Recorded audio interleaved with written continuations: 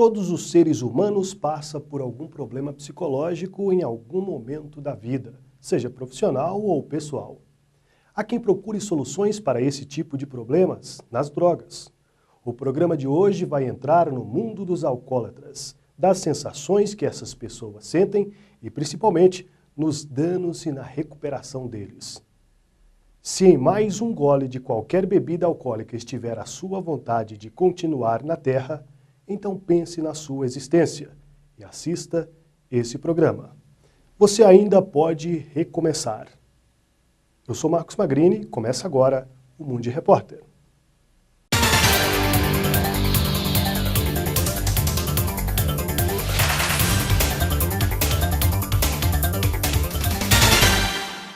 Segundo a Organização Mundial da Saúde, cerca de 10% das mortes são causadas pelo uso de álcool.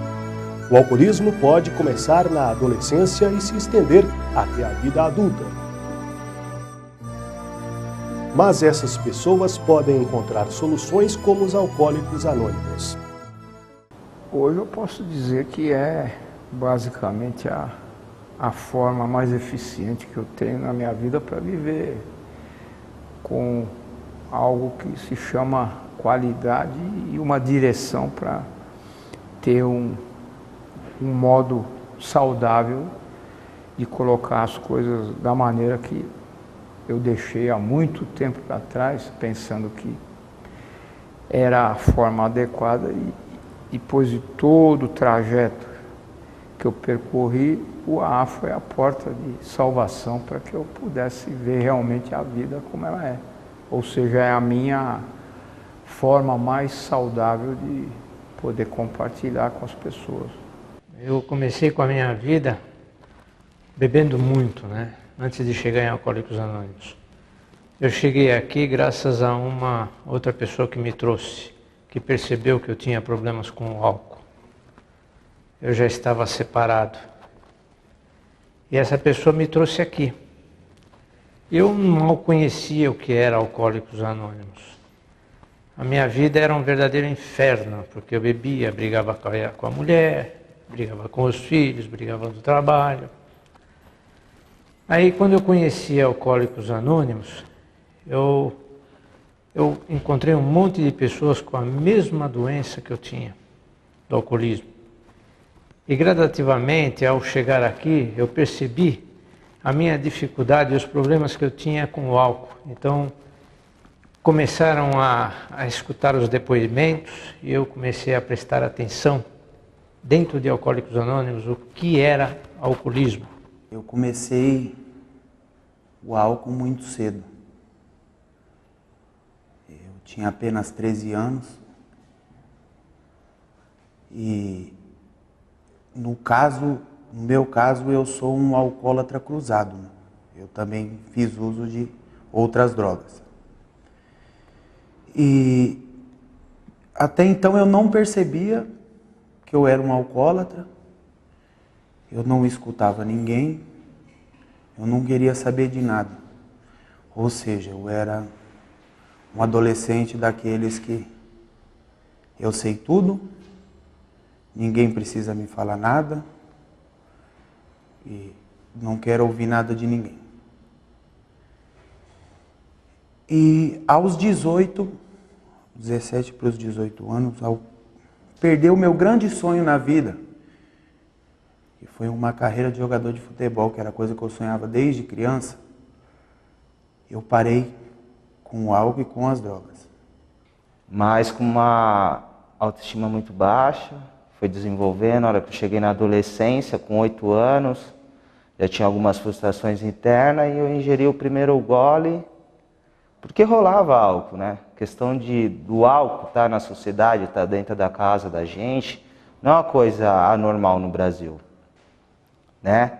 Tem algumas famílias religiosas, algumas famílias até mesmo que tem alguma ideologia que não tem, mas a grande maioria tem. Eu via meu pai e minha mãe beber, meus tios, e eu sabia que tinha uma garrafa de vinho ali embaixo.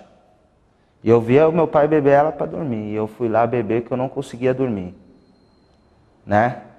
Depois disso se passaram mais alguns anos, coloquei um açúcar na hora, tal, bebi, né? E depois de alguns anos eu fui, consumi de novo, aos 14, só que eu tenho uma predisposição um pouco diferente.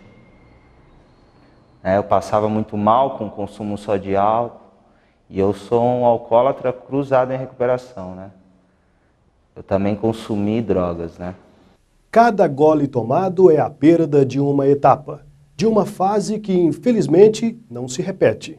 Segundo a OMS, a maioria das mortes por álcool afetam muito mais o sexo masculino do que o feminino.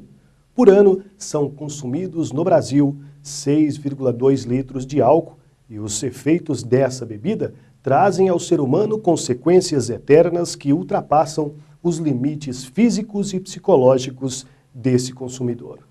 Eu tive dificuldade de início em entender o que acontecia, porque a minha rotina não tinha mudado. Aparentemente tudo continuava da mesma forma.